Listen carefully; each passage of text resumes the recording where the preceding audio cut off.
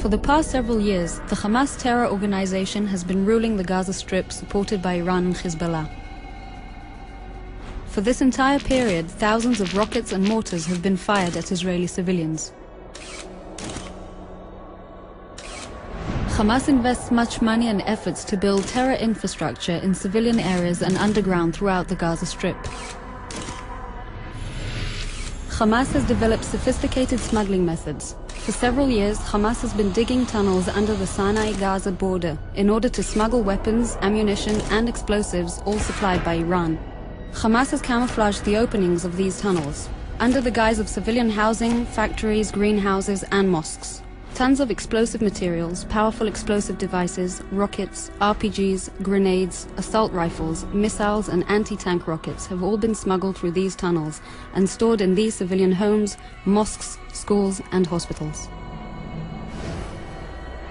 Hamas built its training camps and placed rocket launching sites, explosive devices and snipers nearby medical centers, schools and other public buildings to gain immunity while taking advantage of the local population as human shields.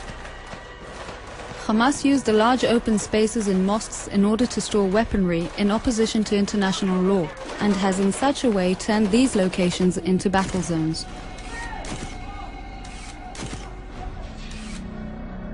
The use of women, the elderly and children is built in the terror strategy of Hamas. Schools have been booby-trapped. The lives of children and youth have been placed in danger.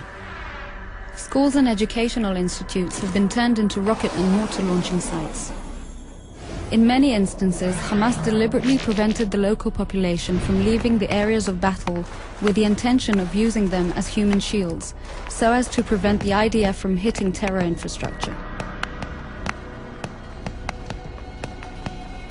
When an explosive device is detonated and the house is destroyed, Hamas puts the blame and responsibility on Israel for hitting civilians and property. Tons of explosive materials and underground explosive devices were found hidden in the streets. The explosive barrels targeted armored vehicles such as tanks and personnel carriers. These types of explosives were placed close to buildings, including those with people inside, so that the demolished building would also serve as obstacles for the advancing forces. In this example, a building where terrorists were hiding has been hit. This caused secondary explosions in the adjacent building, making it collapse due to the many additional explosive devices hidden inside.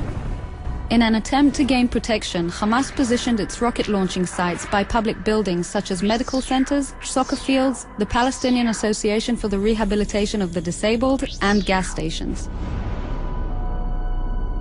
Hamas chose the place and the tactic of using uninvolved civilians as human shields.